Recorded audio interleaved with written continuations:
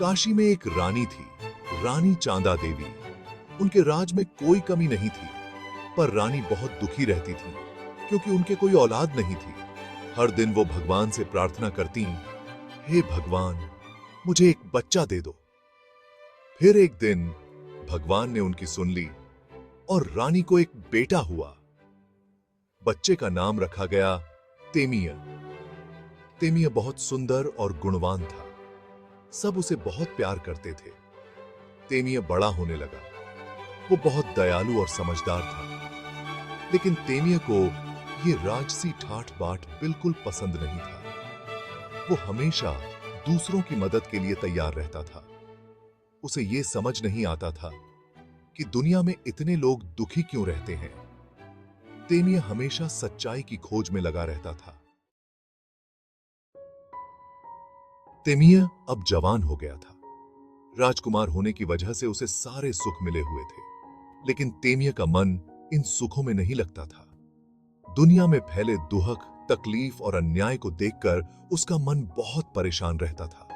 वो समझ गया था कि ये दुनिया के सुख पल भर के लिए हैं, हमेशा के लिए नहीं। एक दिन तेमिया ने फैसला किया कि वो ये सब कुछ छोड़ देगा।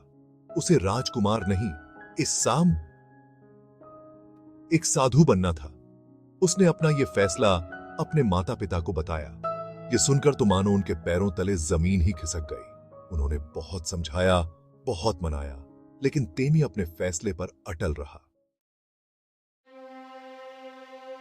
तेमिया को मनाने की सारी कोशिशें बेकार हो गई। राजा और रानी बहुत चिंता में डूब गए। उनका इकलौता बेटा उनसे दूर जा रहा था। गुस्से में आकर राजा ने तेमिया को मौत की सजा सुना दी। तेमिया को जंगल में ले जाकर फांसी पर लटका दिया गया। तभी एक गूंगी और अपाहिज लड़की सुनंदा उधर से गुजरी।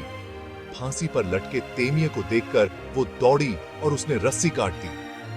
तेमिया नीचे गिर पड़ा। सुनंदा ने इशारों में उससे पूछा, तुमने ऐसा क्यों किया? क्या तुम्हें मौत से डर नहीं लगता?